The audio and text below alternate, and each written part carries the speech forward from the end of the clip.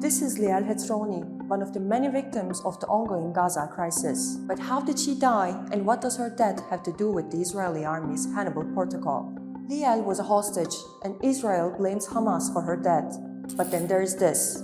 יכול להיות שזה כוחותינו ירו בהם, חד כשניסו משמעית. לחסל את החוטפים, את כן, חיסלו את החמאס. כולם, כולל הבני ערובה. Yasmin Borat was held captive with Liel in the same house. Borat says she told Israeli soldiers when she was freed that there are more hostages in the house, but they still fired at it, even with tanks.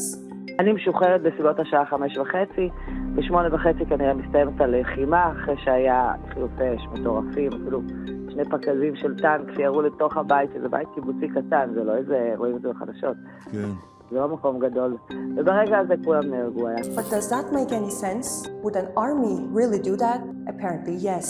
The Israeli army has this thing called the Hannibal Protocol. That's a controversial military policy with one aim: to prevent the capture of Israeli soldiers, no matter the cost.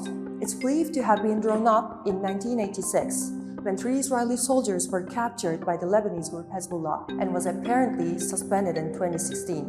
According to former soldiers, it essentially gives them free rein to do whatever it takes to rescue a fellow soldier or prevent their capture. The thinking here is that a dead soldier is better than a captive one. It was last in the headlines in 2014, when Israeli Lieutenant Hadar Golden was captured during Israel's attack on Gaza. According to Amnesty International, Israel then committed war crimes as it bombed Rafah to foil his capture, killing at least 135 Palestinian civilians, including 75 children, in just 4 days.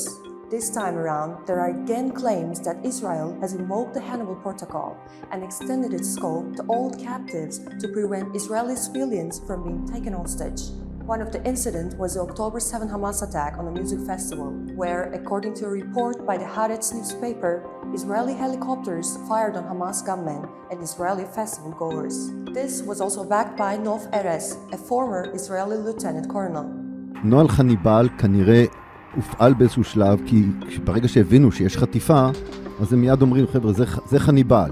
Another Israeli soldier has also spoken about how the military disregarded the possibility of civilian casualties in its response. הוא מצביע לי לטור ואומר לי, תראי לשם פגז, יש שם מחבלים. אני שואלת אותו בחזרה, יש שם אזרחים? הוא אומר לי, לא יודע, תראי לשם פגז. The Israeli military denies it, but given all that's happened, the question remains: is the Hannibal Protocol being used in Gaza right now?